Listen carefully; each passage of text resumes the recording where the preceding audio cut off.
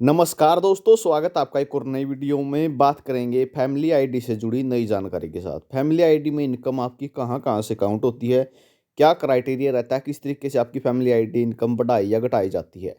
Complete जानकारी video के माध्यम से दी जाएगी। एचएसएससी ग्रुप डी सीईटी में आपके 5 नंबर मिलने हैं। अगर 5 नंबर क्लेम करते हो तो कहाँ कहाँ से आपकी इनकम देखी जाएगी, वो जानकारी भी आपको साथ में मिलेगी। तो बात कर लेते हैं। जो परिवार पहचान पत्र आएगी, वेरिफिकेशन इस तरह से हुई है।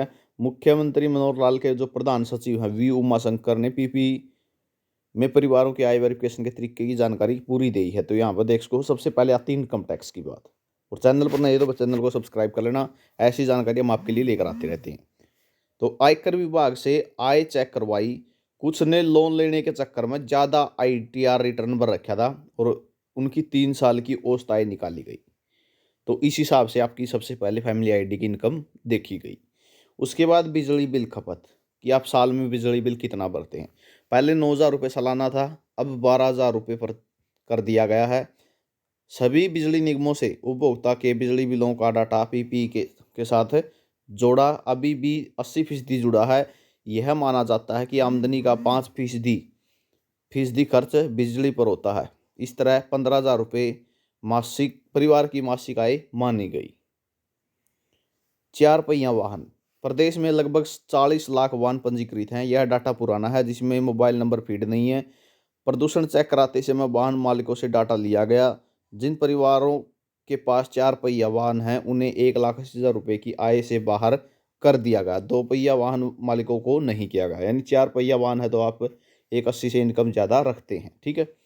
कॉन्ट्रैक्टुअल कर्मचारी, हरियाणा सरकार ने डाटा से पता लगा कि लगभग 3.5 लाख रेगुलर कर्मचारी हैं और 2,70,000 जो है कॉन्ट्रैक्टुअल कर्मचारी हैं। मगर कॉन्ट्रैक्टुअल कर्मचारी के आंकड़ों पर शंका थी, तब प्रदेश ने 95 से डीडीओ से डाटा लिया। तब 1.5 लाख कॉन्ट्रैक्टुअल कर्मचारी पंजीकृत मिले। शेष आंगनबाड़ी वर्कर, आशा वर्कर व अन्य का डाटा मिला। ठीक है। तो इनका क्या किया गया, एचआरएमएस के माध्यम से इनकम बढ़ाई गई। आप देखते होंगे हरियाणा कौशल में जो लगे हुए हैं सभी की इनकम 2,39,000, 2,30,000 से कहने का ऊपर है। ठीक है। 2,30,000 से ऊपर है। वो आपकी जो डीडीओ से डाटा लिया गया है वहीं से ही आपका सारा डाटा उठाया गया है। आप कॉन्ट्रैक्टुअल कर्मचारी हैं या आशा वर्कर हैं या आंगनबाड़ी वर्कर हैं, ठीक है, तो वहाँ से जो है जानकारी ली गई है। एक परिवार में 4 कॉन्ट्रैक्टुअल, डाटा से पता चला कि एक परिवार में एक पुलिस मुलाजिम ने अपने परिवार के 4 लोगों को कॉन्ट्रैक्ट पर रखा हुआ था। तो ये जो है मामला भी सामने आया हुआ था। एक परिवार में 8 आदमी एचकेआरएन में मिले थे। डाटा से पता चला कि एक व्यक्ति ने अपने डोंगल के नंबर पर 8 लोगों को एचकेआरएन पर रजिस्ट्रेशन किया हुआ था, उनका पैसा खुद ले रहा था। ठीक है। ये फर्जीवाड़ा भी सामने आया था। औद्योगिक श्रमिक, इसमें थोड़ी गलती हो गई है। कोरोना काल से जो पहले का डाटा था पीपी में ले लिया गया। कोरोना काल में कुछ लोगों की नौकरियां चली गई थी, इसलिए 15-16 लाख लोगों में 70-80 हज़ार का दाम कट गया। उन्हें दुरुस्त कर दिया गया है। कुछ की फैक्ट्री संचालन 15,000 रुपये कागजों में देते हैं, मगर वास्तव में 10,000 रुपये मासिक देते हैं। अब उन्हें दुरुस्त किया जा रहा है। ठीक है। और उसके बाद बात आती है स्वामित्व संपत्ति। गांवों में लगभग 4-5 लाख ऐसी संपत्तियां हैं जिन पर विवाद चला हुआ है। ग्रामीण क्षेत्र में 400 वर्ग गज तक के मकान को बीपीएल में माना जाता है। अगर किसी कृषि उपज यानी खेती बाड़ी से जो फसल की वजह से जो है आमदनी होती है, अगर किसी किसान के खाते में 4 लाख रुपए तक सालाना फसल उपज का पैसा जाता है तो उसमें से आधा खर्च मानते हुए बीपीएल में रखा जाता है। जो ठेके पर लेते हैं उन्हें प्रति एकड़ 20,000 रुपये प्रति फसल माना जाता है।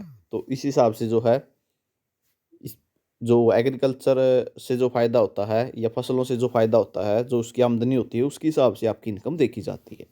लोकल कमेटी क्या करती है, एक सरकारी कर्मचारी, एक लोकल सीएससी ऑपरेटर, एक स्टूडेंट, एक सोशल एक्टिविस्ट और एक वॉलंटियर की कमेटी पीपी की आय वेरीफाई करती है। अगर कोई गलत लिखता है तो शिकायत करने पर उन्हें ऊपर की अथॉरिटी के पास भेज दिया जाता है। तो इस तरीके से जो है आपकी फैमिली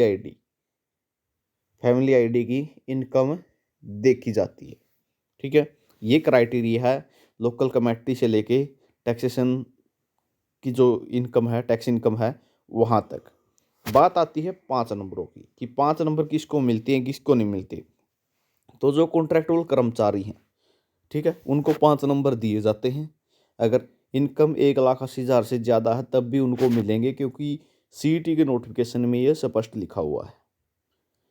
और जिस की फैमिली आईडी की 1,80,000 से कम है वो लेने का हकदार है। लेकिन आपको साथ में ये क्राइटेरिया भी देखा जाना चाहिए, कहीं ऐसा ना हो कि आपकी फैमिली आईडी की इनकम वैसे ही कम करवा रखी हो, ठीक है, जांच के दौरान आप गलत पाए जाओ।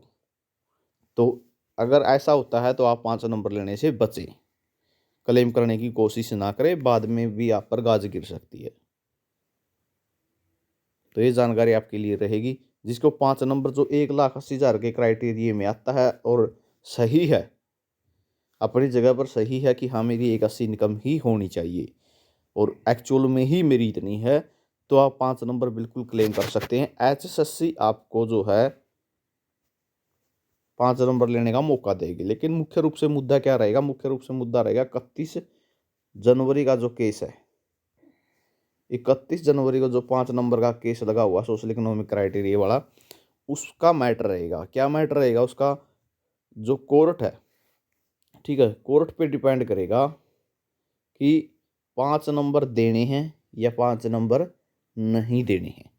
क्योंकि अगर कोर्ट का फैसला आ जाता है कि 5 नंबर गलत हैं देना, किसी को भी नहीं देने हैं, तो 5 नंबर किसी को भी नहीं दिए जाएंगे और 95 में से ही आपका जो प्रोविजनल रिजल्ट आया हुआ है, ठीक है, जो 95 में से जो रिजल्ट आया है, जो ऊपर आपको दिखाया गया है, ठीक है, जो ऊपर की साइड आपको दिखाया गया है, उसी रिजल्ट के बेस पे, यानी 5 नंबर बिना जोड़े जो आपका रिजल्ट बचता है, जो आपका स्कोर बचता है, उसी नंबर के बेस पे आपका रिजल्ट जारी किया जाएगा। और 95 में से ही सभी की कट ऑफ जारी होगी, डीवी के लिए भी और फाइनल भी। और अगर सरकार, कोर्ट का कहना है कि 5 नंबर सभी को दिए जाएं, इससे किसी भी प्रकार का जो उल्लंघन है नहीं हो रहा है, किसी प्रकार का डबल आरक्षण नहीं दिया जा रहा है, तो किसी को हानि नहीं हो रही है, तो उस बिल्कुल 5 नंबर फिर सभी को दे दिए जाएंगे जो भी इसके लिए एलिजिबल है। हाँ, आप जिसको मिले नहीं हुए हैं उनको 5 नंबर लेने का मौका दे दिया जाएगा, ताकि जो है, जो 1,80 से इनकम अपनी जिसकी कम है एक्चुअल में, वो इस क्राइटेरिया में आ सके, उसको 5 नंबर मिल सके। फिर आपको 5 नंबर मिल जाएंगे और उसके बाद जो है 100 में से कट ऑफ जारी होगी, डीवी के लिए भी और आपकी फाइनल भी। मुख्य रूप से जो है अभी तक HSSC ने भी काम ढीला छोड़ा हुआ है। क्यों छोड़ा हुआ है? क्योंकि वो भी यही चाहते हैं कि 5 नंबर वाला मामला पहले सिमट जाए, उसके बाद जल्दी से जल्दी प्रोसेस। नहीं तो अभी तक जो है पोर्टल की प्रेफरेंस खुल जानी चाहिए थी, पोर्टल खुल जाना चाहिए था प्रेफरेंस लेने के लिए आपकी। वो भी यही चाहते हैं कि पहले जो 5 नंबर वाला मामला है वो उसका निपटारा हो जाए और जल्दी से जल्दी उसके बाद प्रोसेस शुरू हो। HSSC को एक स्पष्ट बात मिल जाए कि 95 में से रिजल्ट देना है या 100 में से देना है। और कोर्ट केस एक ही है, सिर्फ 5 नंबर का ग्रुप डी पे। यहीं पर जो मामला है TGT को अटकाए हुए है। TGT की जो 73 भर्ती है, जो 5 नंबर में से रिजल्ट देना है या नहीं देना है, इसी कारण से वो भर्ती अटकी हुई है। तो जो 31 तारीख को है हियरिंग, वो मेन रहेगी ग्रुप डी के लिए। मुख्य मुद्दा रहेगा कि 5 नंबर मिलेंगे या नहीं मिलेंगे। तो ये जानकारी आपके लिए रहेगी। फैमिली आईडी में इनकम कैसे काउंट होगी वो आप देख ली होगी। जानकारी कैसी लगी कमेंट करके ज़रूर बताना। वीडियो आपने देखी इसके लिए बहुत बहुत धन्यवाद।